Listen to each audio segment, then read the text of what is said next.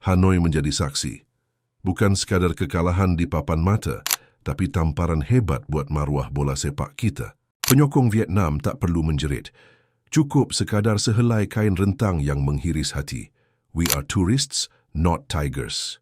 Sakit, bukan? Tapi ini realiti yang perlu kita telan. Mereka memerli kita dan jujurnya selepas apa yang berlaku dengan isu 7 pemain palsu.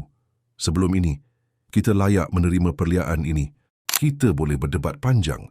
Tapi hakikatnya tetap sama. Malam ini membuktikan satu perkara.